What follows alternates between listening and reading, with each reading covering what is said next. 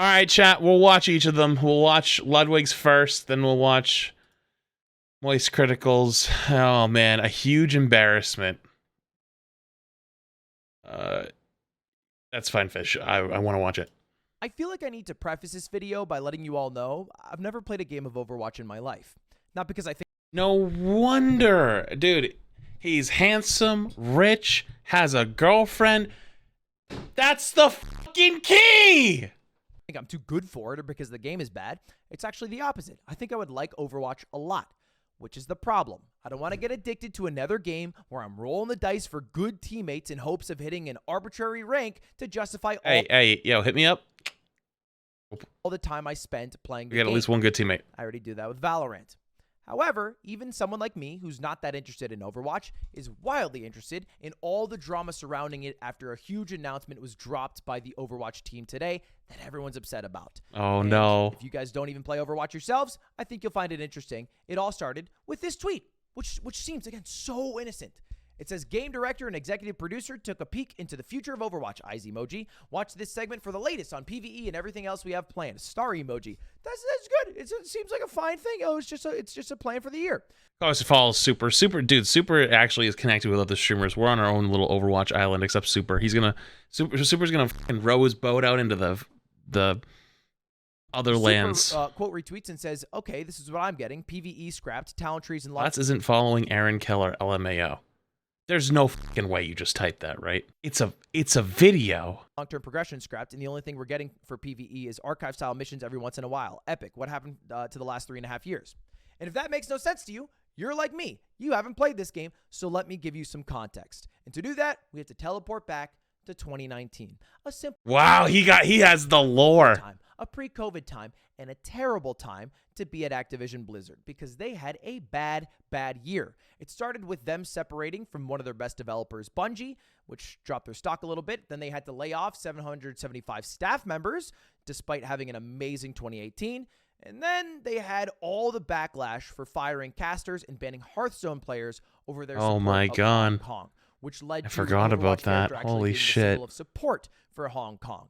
And all that combined made 2019 their worst year in a long time. It was worse than 2018, 2017, and 2016. And companies, they like going up and to the right. And this is not that. So Pause. bad year for Activision Blizzard. And at their annual event, BlizzCon, where they get to announce all their fun things, they started out by apologizing for what they did to the casters and the players in Hearthstone for their support of Hong Kong, and then had a fun announcement. Yes, we are. Which was them announcing Overwatch 2. Which God, nobody the expected old at the logo. time, and even me, someone, again, who had never played the game, I was like, that's cool. I don't even use that anymore. Everyone's hype about this. The video got 20 million views, and everyone was popping off.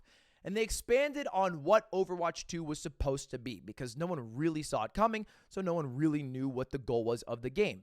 And here is Jeff Kaplan, who is a beloved, or was a beloved Activision Blizzard employee and the lead at Overwatch, talking about it. Now, when I talk to lots of you, there's a common request that you want out of Overwatch, and Overwatch deliver on this, and that's for more story and for PvE, for cooperative experiences. Yeah, PvE, player versus environment. You know, the PvP is what everyone knows Overwatch for, but let me get immersed into the world more. That way, when I look up the Overwatch porn at night, it hits a little harder. Overwatch 2 will feature a ton of PvE content. We will have a complete story experience featuring story missions, the first of which is called Rio de Janeiro, is also playable in Hall A for all of you today. All exciting things. But then here's a key promise that Jeff makes about the plans for Overwatch 2 and a new co-op mode. Cannot wait to hear what you think about it.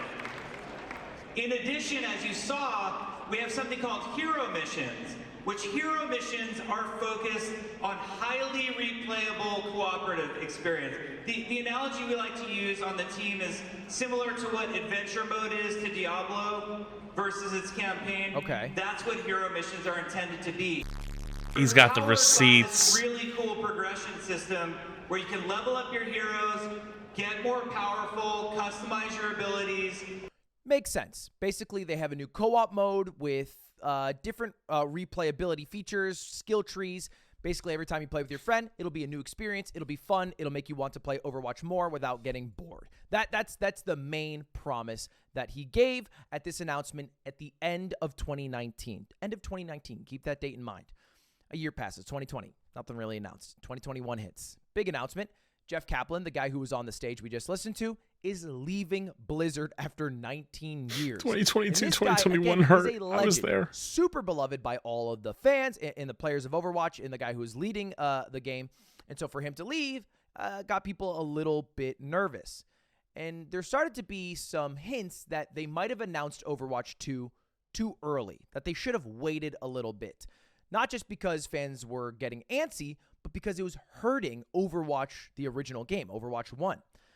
They stated that they put too much focus on Overwatch 2 over the past few years to the detriment of support for the We're original only in game. 2021 right now. Because of that, they changed the release plans for Overwatch 2. Rather than let's have the game all ready to go and then sell it out to you guys, we are going to release it earlier with just the PvP portion, and then that PvP that we were talking about, that's all like the new fun stuff, will come later. So let's just, because Overwatch 1 is kind of dying because you're all waiting for Overwatch 2. Now we're at hurry along 2022, Overwatch but when he was 2. talking That's before. exactly what they did. And a little over a year ago, they launched an invitational beta, and then October of last year, they launched the game itself.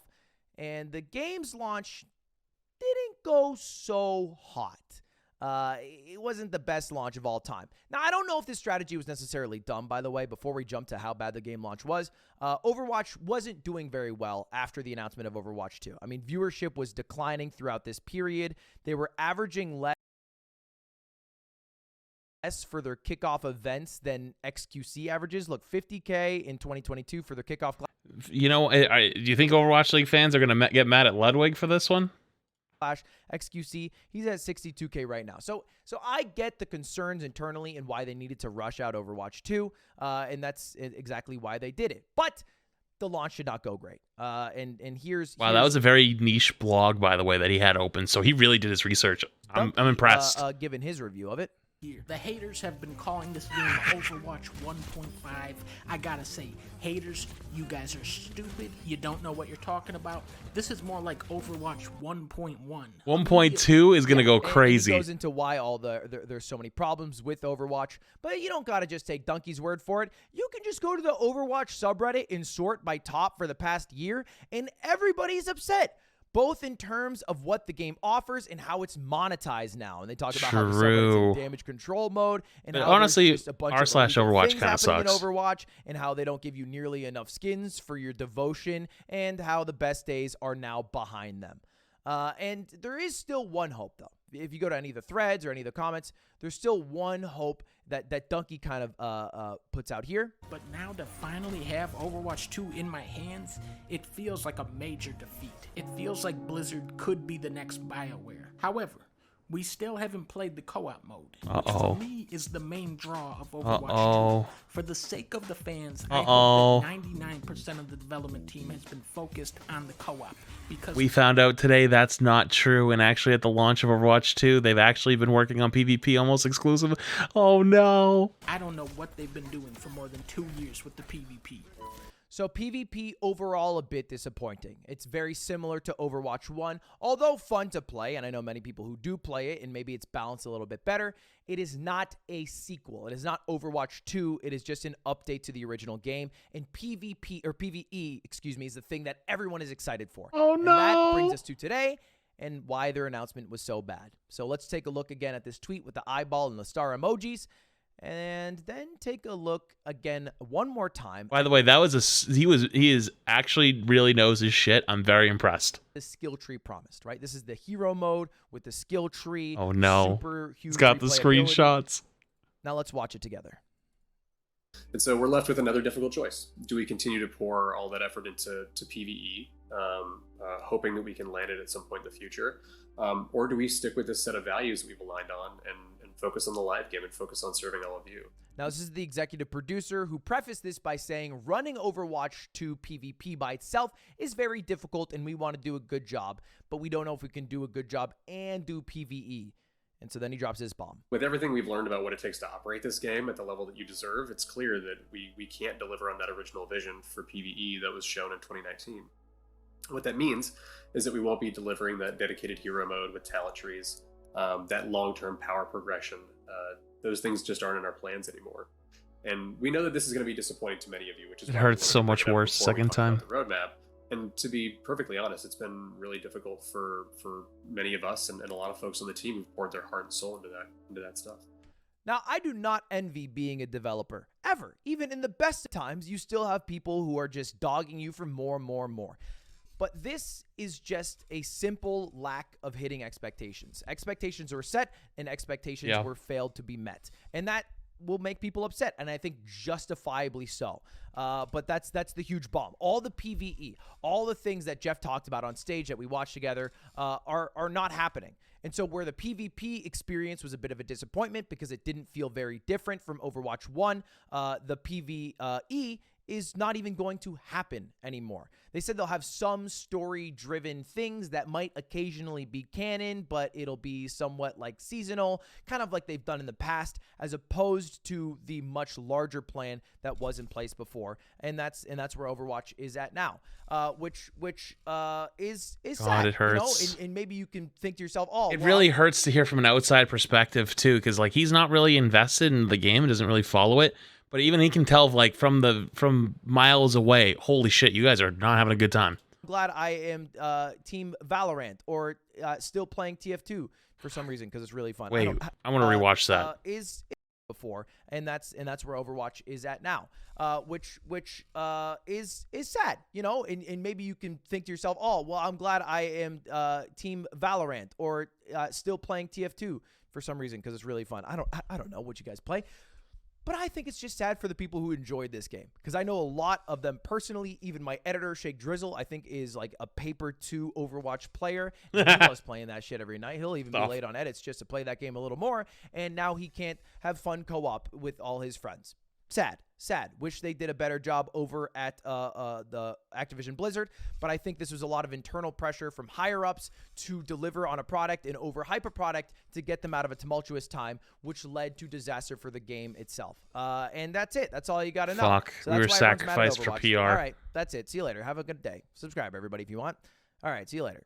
Maybe I should play an Overwatch game, right? Let me buy it at the dip. Buy low, sell high. Let me start playing now, and then when it comes back around in a couple years, Jeff comes back. Oh, we're all gonna be partying. Yo, Ludwig, I'm gonna keep it a buck with you. 1, you come to Overwatch, hit me up. 2, I bought low 3 or 4 years ago. It's like GameStop, baby. It ain't going up. We're all holding diamond hands.